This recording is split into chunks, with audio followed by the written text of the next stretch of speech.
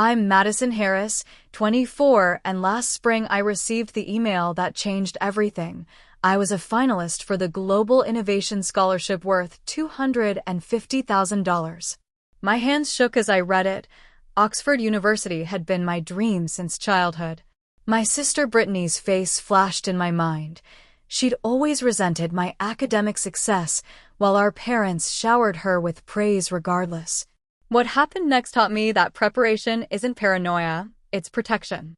Before I continue, where are you watching from today? Hit that like button and subscribe if you've ever had a family member try to sabotage your dreams. Growing up in Boston in a middle-class family, I learned early that academic excellence was my ticket to opportunities my parents couldn't afford to give me. My father, Richard, worked at Commonwealth Insurance for 20 years, climbing to middle management through sheer persistence rather than ambition. My mother, Deborah, sold real estate, doing reasonably well but nothing spectacular. We lived comfortably enough, but international education was a luxury beyond our means. I threw myself into environmental engineering with a passion that surprised even me. While other students partied, I developed filtration systems that could remove microplastics from water supplies. My research caught attention from professors who usually ignored undergraduates. By my junior year, I was publishing papers and presenting at conferences, all while working 20 hours weekly at the university library to cover expenses. Brittany, 4 years older at 28, took a different path. She landed a marketing job right after college and moved into a trendy downtown apartment. Our parents fawned over her Instagram-perfect life, her fashionable friends, her dating stories. Meanwhile, they treated my academic achievements like a curious hobby. "That's nice, sweetie," my mother would say when I mentioned a research breakthrough, before immediately turning to Brittany. "Now tell us about that executive you met at the charity gala." The pattern had started early. When I won the state science fair at 12, Brittany accidentally spilled juice on my dress before the award ceremony. My parents chided me for not being careful around my sister. When I made valedictorian, Brittany created a family emergency the night before graduation, ensuring my parents missed my speech. They later explained, "Family comes first, Madison." I adapted, learning to celebrate achievements privately with friends who genuinely cared. My tiny one-bedroom apartment near campus became my sanctuary. The rent consumed half my library paycheck, but it gave me independence, something I valued more with each family dinner I endured. The Global Innovation Scholarship represented everything I'd worked toward.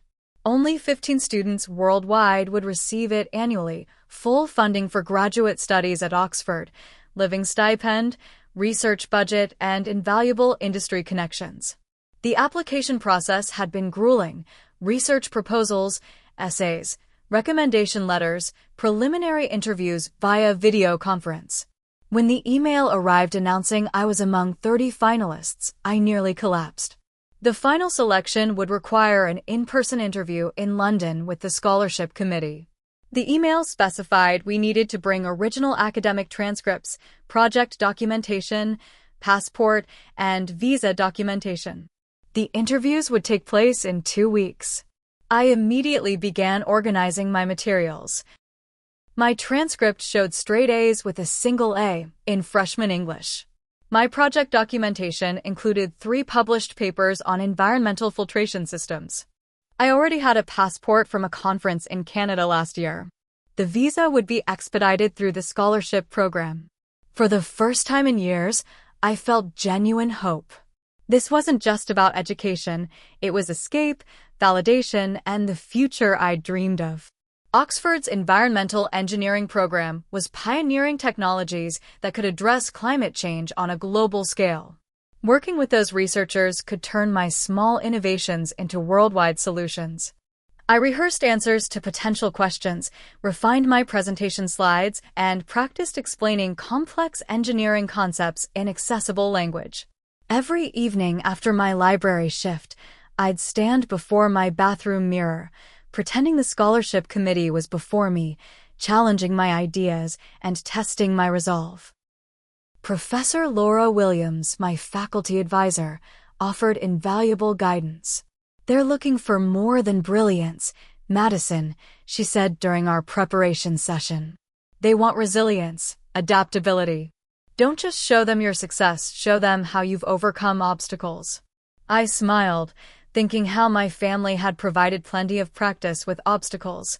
The scholarship would cover my flight to London, but I'd need to front the money and receive reimbursement later. I withdrew $800 from my emergency savings, nearly emptying the account, and booked the tickets. Everything was falling into place, and for once, I allowed myself to feel genuine excitement about my future. The Sunday after receiving the finalist notification, my parents insisted I attend our traditional family dinner. Usually, I dreaded these gatherings, but this time I went willingly. Despite everything, part of me still wanted their approval, their excitement for my opportunity. Mom had prepared her specialty roast beef with potatoes, and Dad uncorked wine as we gathered around the dining room table. Brittany arrived 20 minutes late, as usual, full of stories about her latest work crisis that only she could solve. When conversation finally turned to me, I took a deep breath. "I have some news," I said, trying to keep my voice steady. "I've been selected as a finalist for the Global Innovation Scholarship." "What's that?" my father asked, serving himself more potatoes. I explained the scholarship's prestige, the life-changing opportunity, the interviews in London. As I spoke, I watched their faces. Mom smiled politely. Dad nodded occasionally. Brittany's expression shifted subtly, her smile tightening, eyes narrowing almost imperceptibly. "That sounds ambitious," Mom finally said. "London is so far away. Oxford is even farther," Dad added, frowning. "What's wrong with American schools?" Before I could answer, Brittany jumped in. "Congratulations, Maddie. That's amazing." Her voice carried a practiced enthusiasm that never reached her eyes. "When do you leave? How long will you be gone? Do you have everything you need for international travel?" Her questions came rapidly, with unusual interest in the logistics. I answered cautiously, mentioning the date but few other details. "Don't get your hopes too high," Mom warned. "These international programs are so competitive. And expensive if you don't get the scholarship," Dad added. "We can't help with Oxford tuition, you know." "I understand," I said, the familiar disappointment settling in my stomach. "I'm just proud to be a finalist." Brittany's questions continued throughout dinner. Where was I staying in London? Which airline? Had I checked if my passport was still valid? Each inquiry seemed innocent enough, but something about her intensity made me uneasy. The next morning, I visited Boston Travel Agency to confirm my flight arrangements. The agent, a kind woman named Patricia, helped me organize the itinerary and checked that my documentation was in order. "Passport looks good," she said, handing it back. "Keep everything in a secure place until your trip." I nodded, placing my passport and printed itinerary in a blue folder I'd labeled Oxford Scholarship. I added my academic transcripts, research papers, and other required documents, then tucked the folder into my messenger bag. My best friend Rachel met me for coffee afterward. Unlike my family, she exploded with genuine excitement. "I can't believe it," she squealed, attracting glances from nearby tables. "You're going to crush this interview, and then you'll be off to Oxford. I'm going to visit you, and we'll have afternoon tea like proper British ladies." Her enthusiasm was contagious, and for a few hours, I allowed myself to share her confidence. Rachel helped me shop for a professional outfit for the interview, a navy blue suit that projected confidence without being flashy. "You look like a future world-changing engineer," she declared as I emerged from the fitting room. That evening, Professor Williams conducted a mock interview, asking the toughest questions she could devise. We sat in her office, surrounded by engineering journals and awards, as she challenged every aspect of my research. "What if the committee asks about the cost-scaling problems in your filtration system?" she pressed. "I'll explain the recent breakthroughs in materials science that address those exact concerns," I answered. The new carbon mesh reduces production costs by 60% while improving durability. She nodded approvingly. You're ready, Madison. This scholarship was made for students like you. Over the next few days, I noticed odd things happening in my apartment. Items seemed slightly moved from where I'd left them. My laptop was open when I was certain I'd closed it. Initially, I dismissed these observations as pre-interview anxiety causing paranoia. Then Brittany called, asking if she could stop by to see how preparation was going. This was unusual. She rarely visited my apartment, once calling it depressingly academic. Nevertheless, I agreed.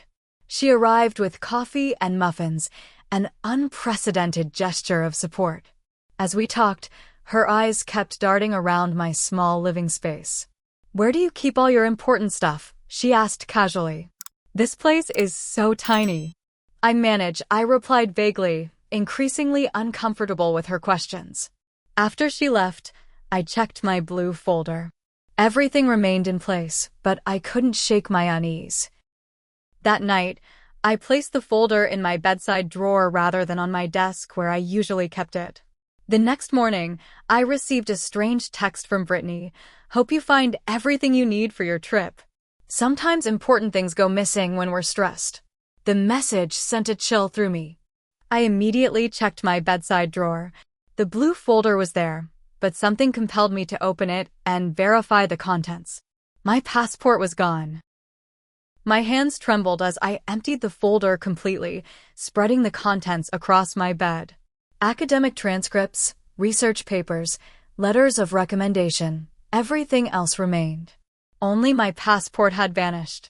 This can't be happening, I whispered to the empty apartment. I searched systematically, starting with the drawer and expanding to my entire bedroom. Then the living room, kitchen, bathroom, even checking ridiculous places like the refrigerator and under sofa cushions. Nothing. 3 days before my flight, my passport was simply gone. I tried reconstructing my movements. The travel agent had returned my passport to me. I'd placed it in the blue folder. The folder had remained in my messenger bag until I returned home.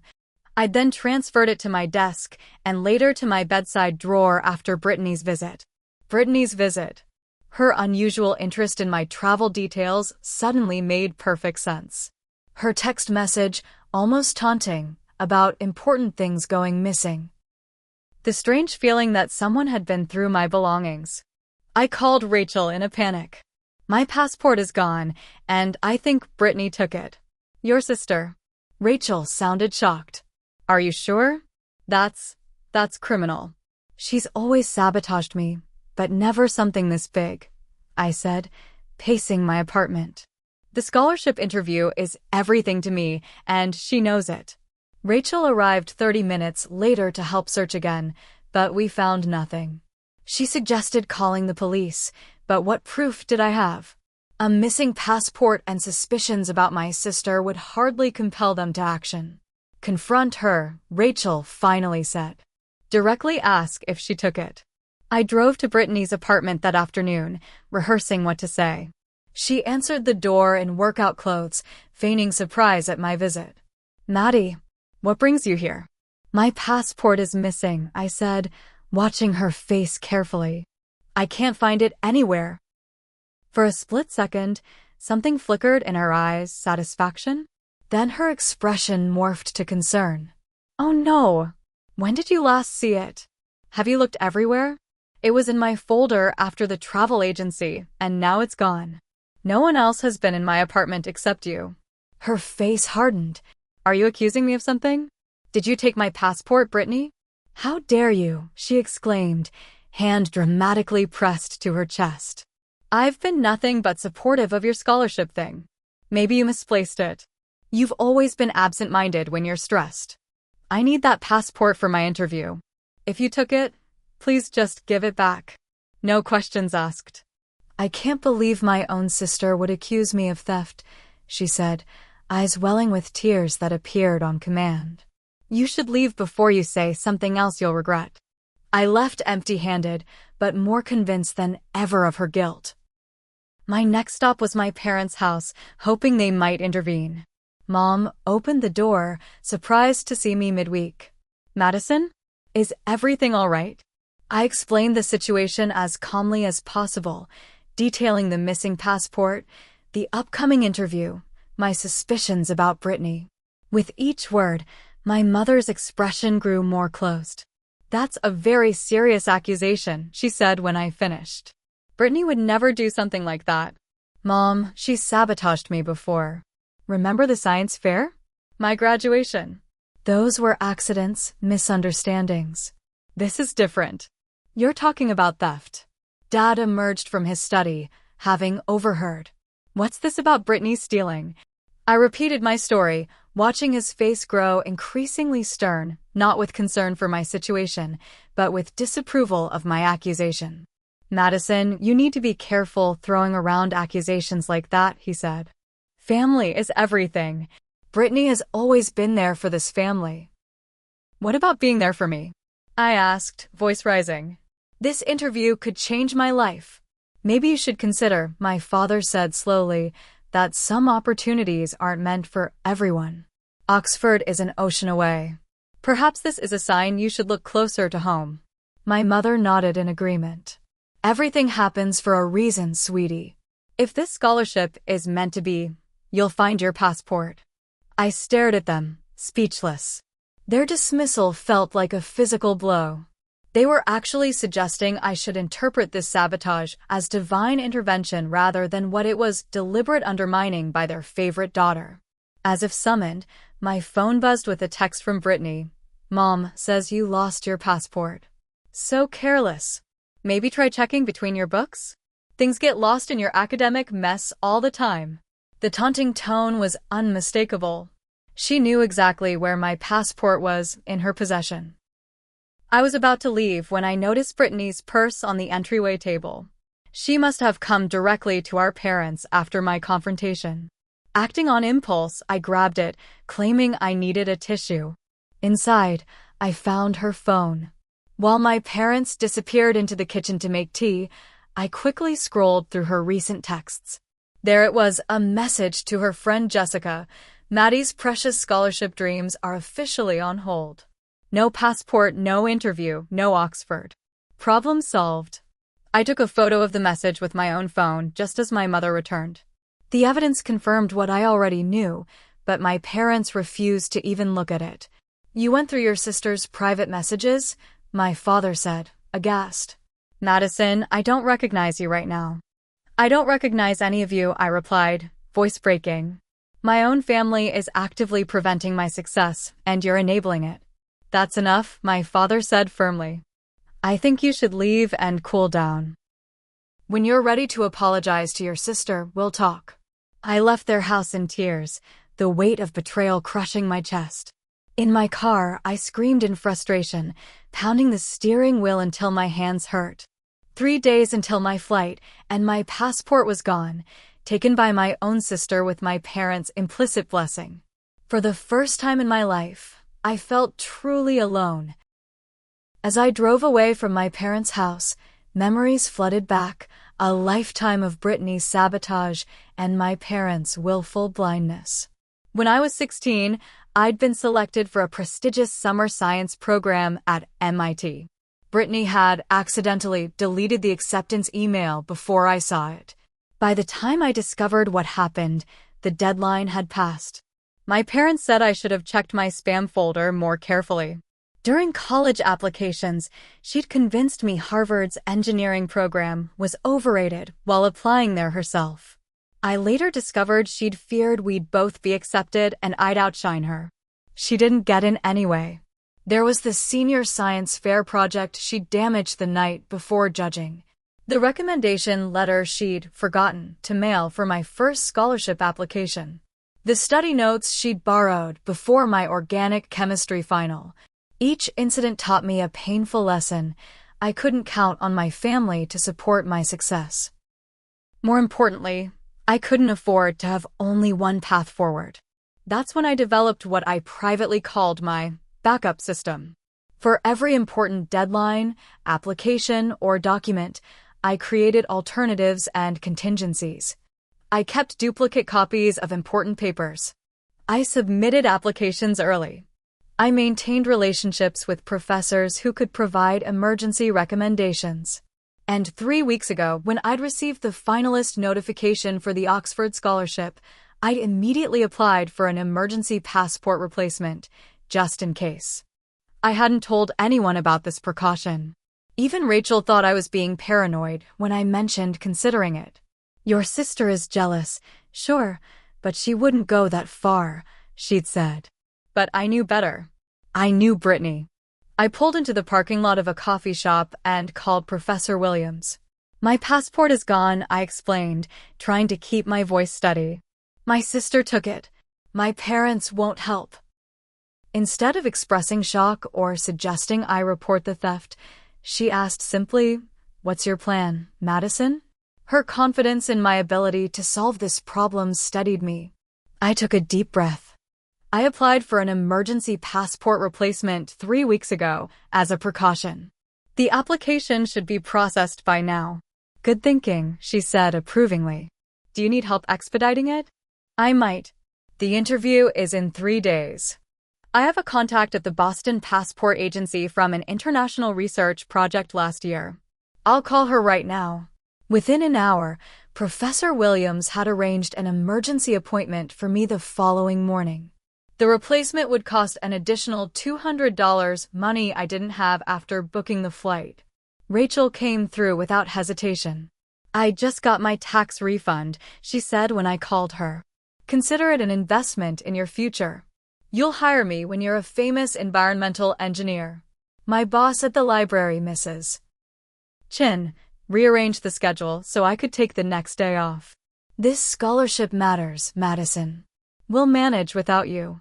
The next morning, I arrived at the Boston Passport Agency at 7:30 a.m., clutching my birth certificate, driver's license, and the police report I'd filed about my stolen passport.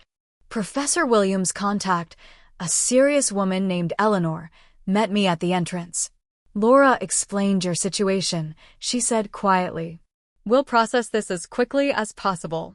By 2 p.m., I held a new passport in my hands. The relief was so overwhelming I had to sit down in the agency lobby, passport clutched to my chest like a precious artifact. "Thank you," I whispered to Eleanor. "You have no idea what this means." She squeezed my shoulder. "Good luck at Oxford. We need more women in STEM changing the world." I didn't tell my family about the replacement passport. Let them think they'd won. Let Brittany believe she'd successfully derailed my future. Let my parents assume I'd given up on the opportunity that wasn't meant for me. Instead, I focused on final preparations for the interview. I practiced my presentation until I could deliver it in my sleep. I researched each scholarship committee member, understanding their backgrounds and research interests. I prepared answers for every possible question about my filtration system. The night before my flight, I packed methodically, interview suit, presentation materials, and most importantly, my new passport, which I kept in a hidden pocket of my carry-on bag. I arranged for Rachel to drive me to the airport at 5 a.m., avoiding any chance of family interference. As I zipped my suitcase closed, my phone buzzed with a text from Brittany. "Still upset about missing your big interview? Don't worry, there's always community college." I didn't respond. In less than 24 hours, I'd be in London, pursuing my dreams despite her best efforts to destroy them. That knowledge gave me more satisfaction than any retort could provide. I left a brief note on my kitchen counter in case anyone came looking for me, found a solution to my problem. Sometimes opportunities are meant for everyone willing to fight for them.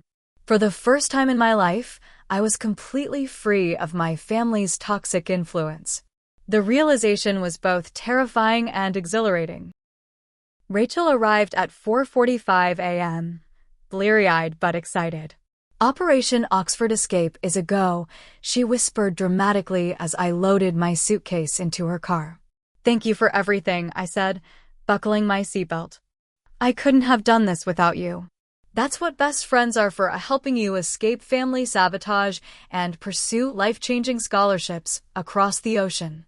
The drive to Logan International Airport was quiet, both of us too tired for conversation.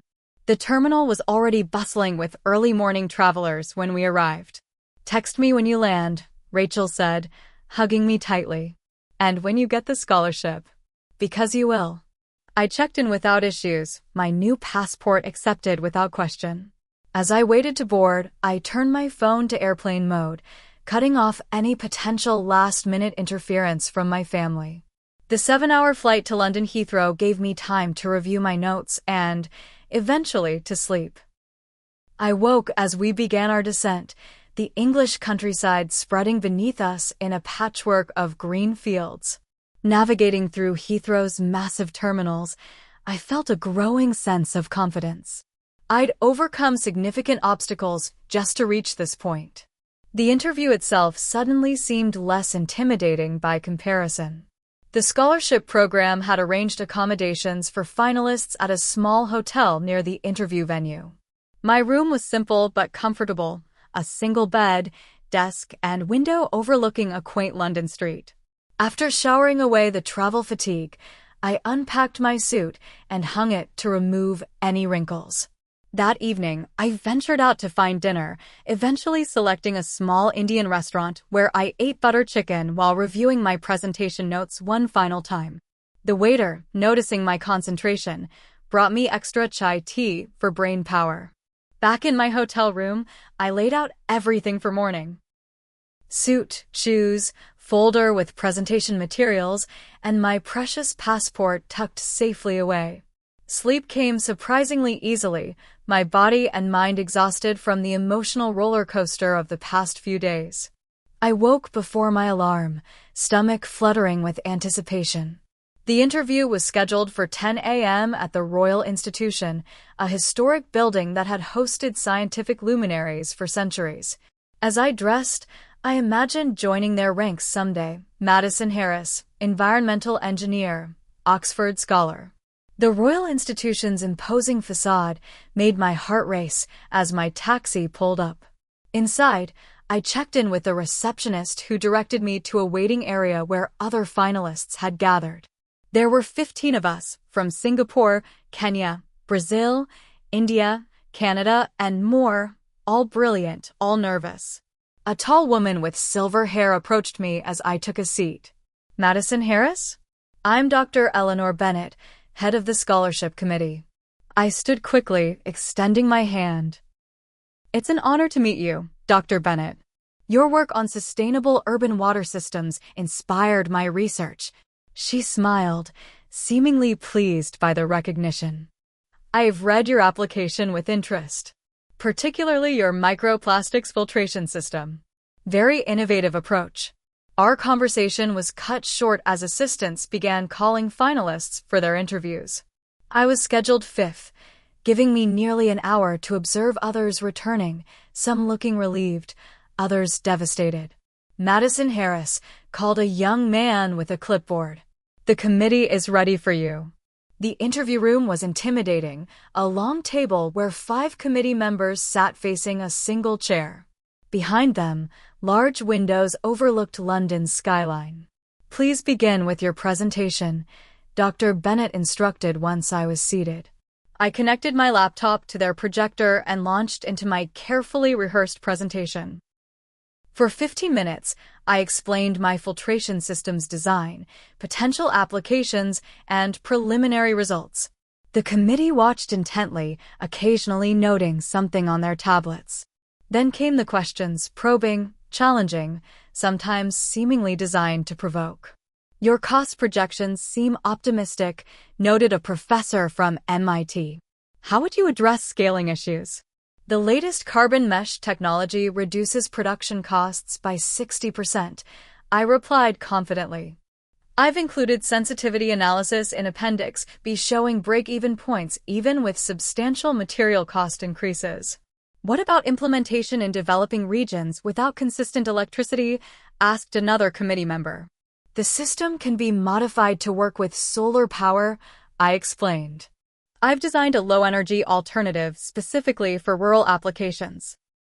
The questions continued for 45 minutes, covering every aspect of my research, my academic background, and my future plans. Throughout, I maintained composure, answering clearly and confidently. Finally, Dr. Bennett asked, "Why Oxford? With your qualifications, you could study anywhere." I took a deep breath. Oxford's Environmental Change Institute is pioneering integrated approaches that align perfectly with my research goals. But more importantly, Oxford represents the opportunity to collaborate across disciplines and cultures. Environmental challenges don't recognize national boundaries, neither should our solutions. Dr. Bennett nodded thoughtfully. "Thank you, Ms. Harris. We'll be in touch with all finalists within 2 weeks." Outside the interview room, I exhaled deeply, feeling a curious mixture of exhaustion and elation. Whatever the outcome, I had given my absolute best. That evening, I finally turned my phone back on. 27 missed calls, 46 text messages.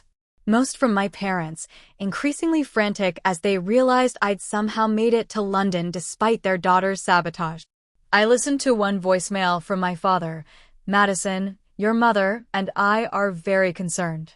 Brittany says you've accused her of terrible things. Call us immediately to explain yourself. No congratulations. No good luck. No support."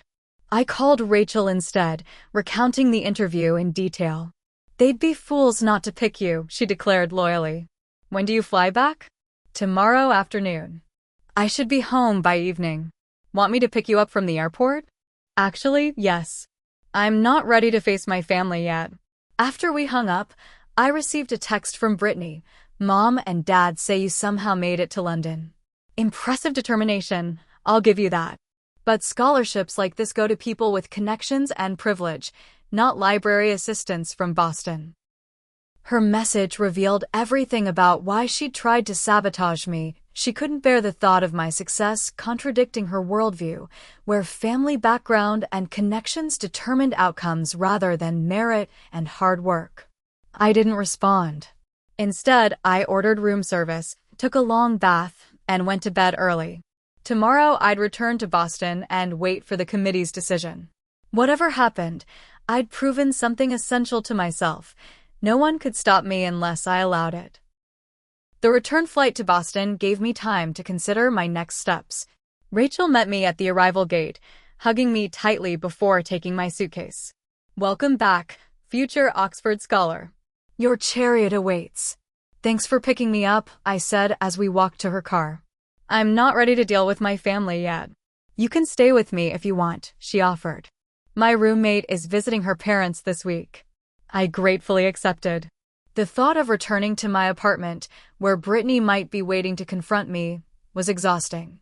I needed time to process everything that had happened.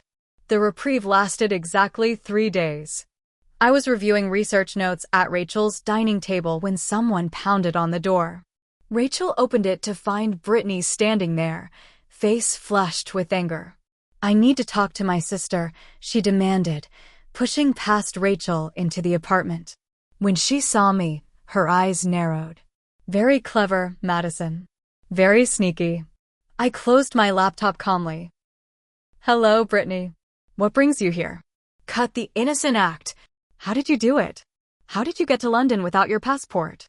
Her indignation was almost comical, the outrage of someone whose carefully planned sabotage had failed.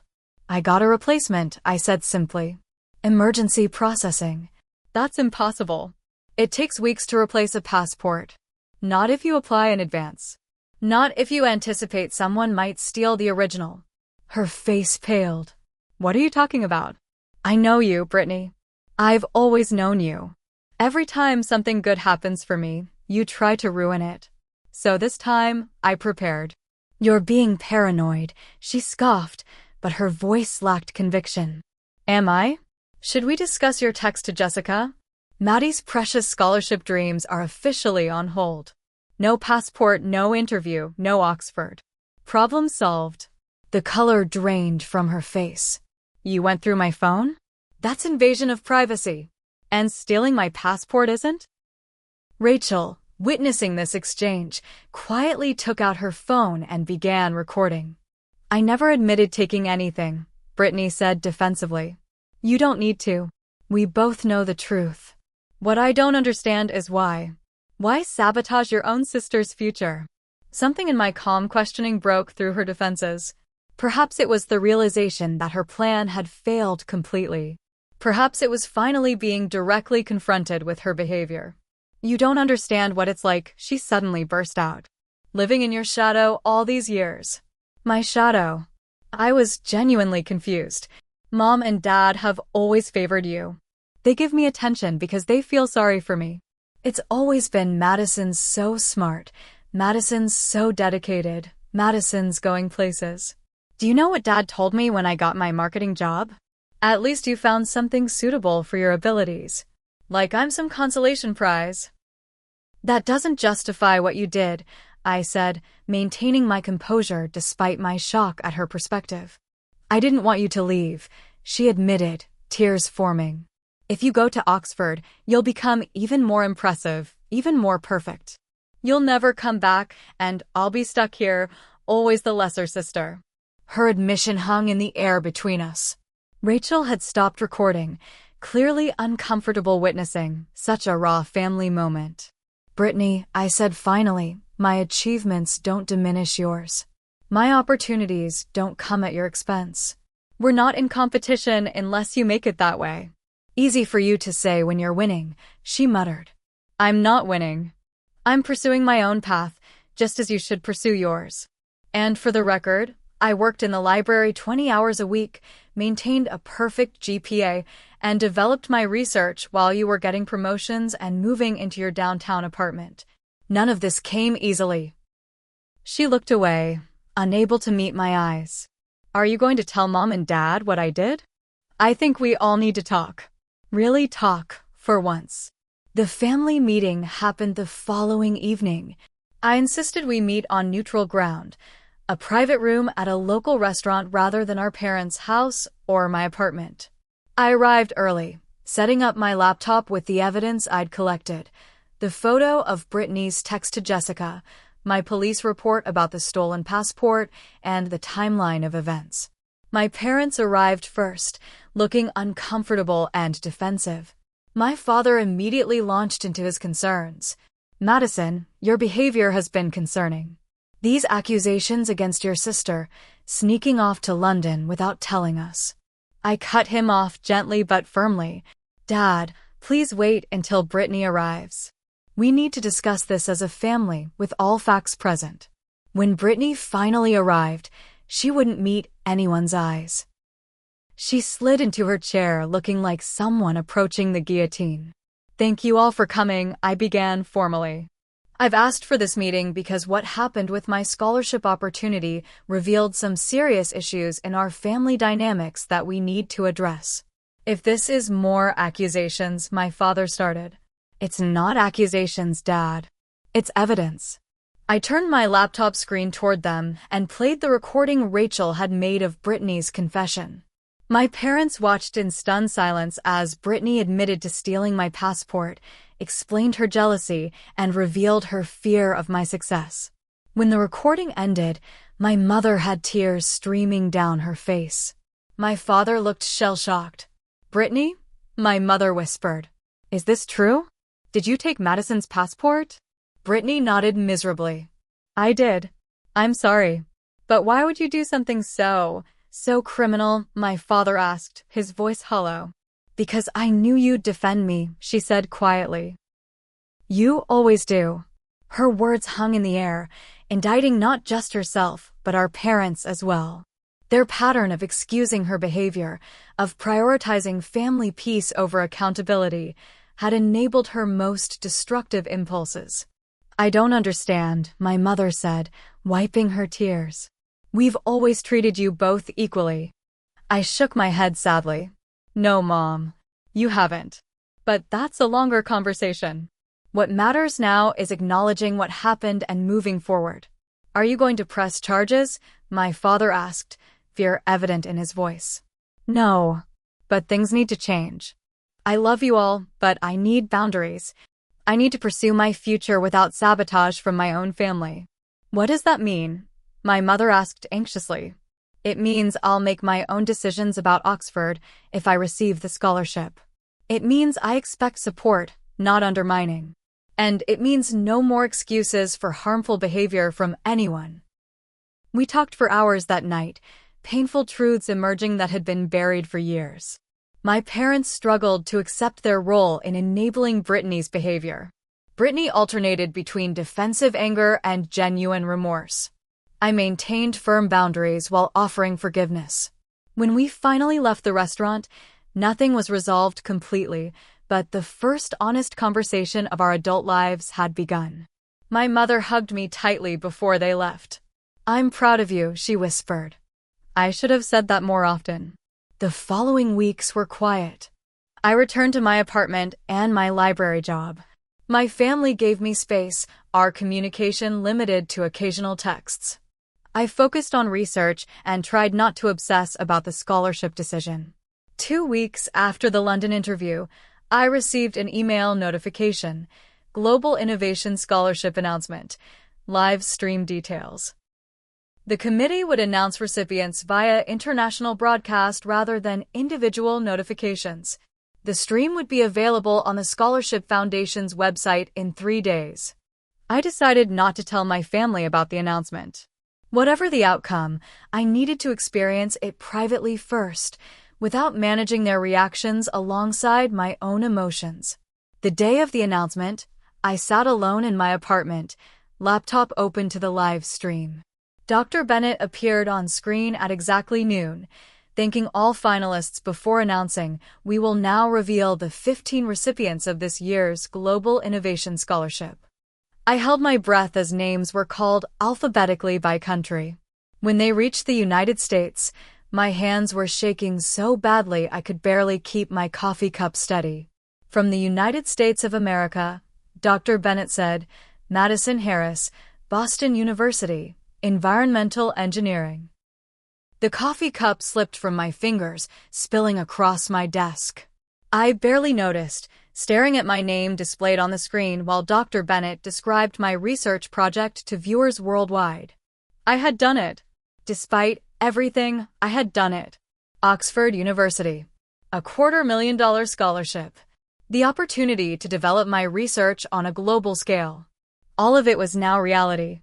I sat in stunned silence long after the broadcast ended, tears of relief and vindication streaming down my face. Finally, I called Rachel, who screamed so loudly I had to hold the phone away from my ear.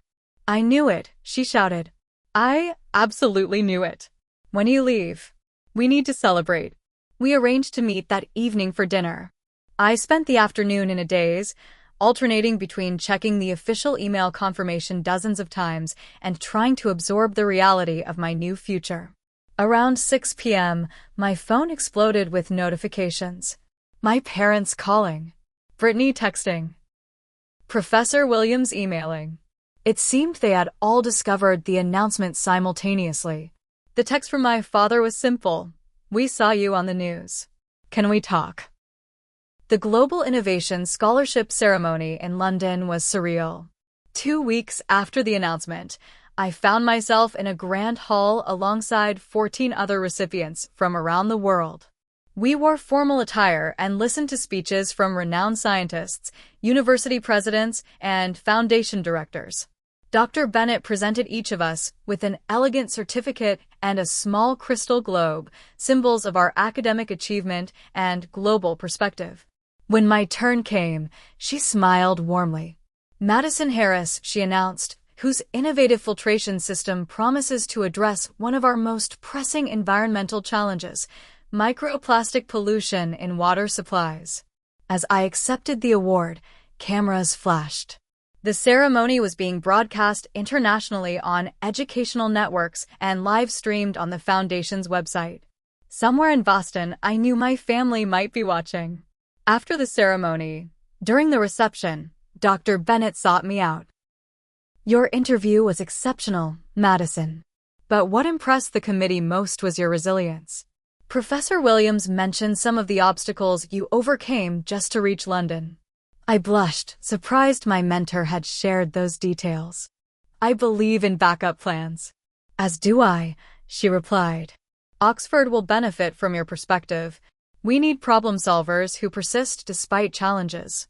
The next morning, I flew back to Boston for a brief month before relocating to England.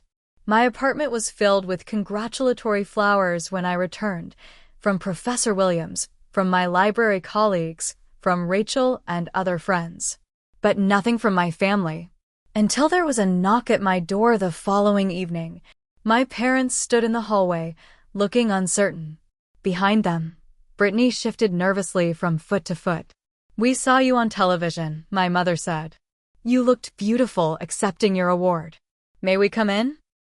My father asked formally, as though visiting a stranger. I hesitated, then stepped aside to let them enter. They sat awkwardly on my small sofa while I took the desk chair. We came to apologize, my father began, his voice uncharacteristically humble. What we did, what we allowed to happen, was wrong. We're so proud of you, my mother added, tears forming. We should have supported your dreams from the beginning. I looked at Brittany, who hadn't spoken. She met my eyes briefly before looking away. I'm sorry, she said finally. Seeing you on TV, accepting that award. I realized how close I came to preventing something important. Not just for you, but for everyone who might benefit from your research. She paused. I've started therapy to figure out why I felt so threatened by your success. Their apologies were imperfect, their understanding of the damage done still incomplete. But it was a beginning, perhaps the first honest interaction we'd had as a family. I appreciate you coming, I said carefully. This scholarship means everything to me. I'm leaving for Oxford in a month. We know, my father said. We want to help if you'll let us. No strings attached this time. We talked for hours that evening. Not just about the scholarship or Oxford, but about childhood memories, misunderstandings, and the family dynamics that had shaped us all. There were tears, uncomfortable silences, and occasional flares of old resentments. But beneath it all ran a current of genuine effort to change. Before they left, my mother hugged me tightly. I always saw your potential, Madison.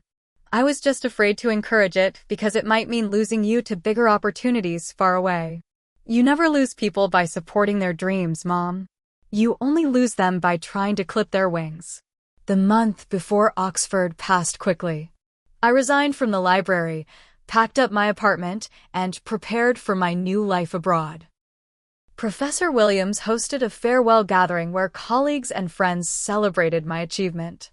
Remember, she told me privately, success is the best revenge, but forgiveness liberates you to enjoy that success fully. I thought about her words often in the days that followed. The anger I'd carried toward my family had fueled my determination, but it was also exhausting to maintain. Forgiveness didn't mean forgetting or allowing further harm. It meant freeing myself from the weight of resentment. The morning of my departure arrived sunny and clear. Rachel drove me to the airport, both of us trying to keep conversation light despite the impending separation. Promise you'll visit, I said as we approached the terminal. Try keeping me away, she replied, blinking back tears. I expect a full tour of all those ancient buildings and at least one formal dinner in a Harry Potter-style hall. To my surprise, my family was waiting at the international departures area.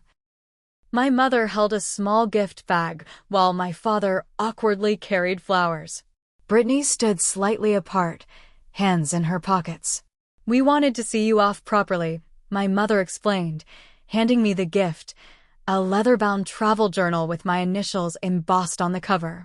For recording your Oxford adventures, my father added. Brittany stepped forward last, offering a small box.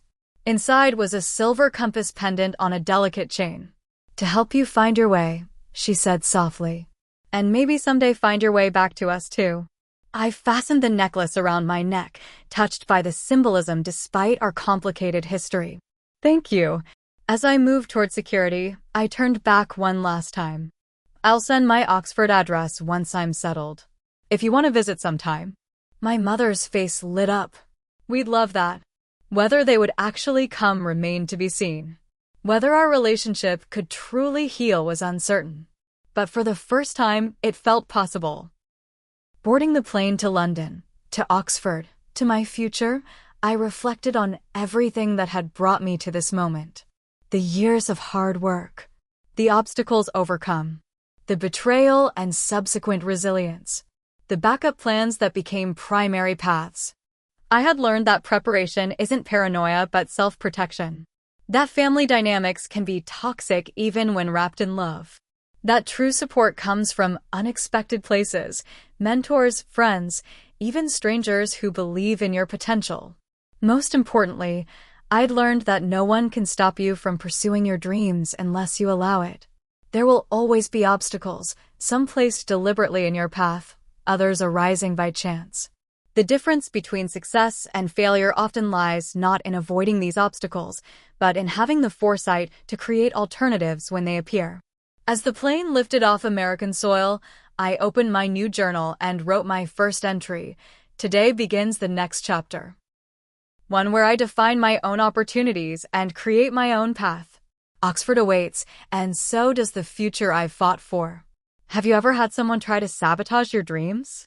How did you overcome it? I'd love to hear your stories in the comments below. And if this story resonated with you, please hit that like button and subscribe to hear more about my Oxford journey. Don't forget to share with anyone who might need a reminder that with preparation and persistence, no one can steal your future. Thank you for listening, and remember, always have a backup plan.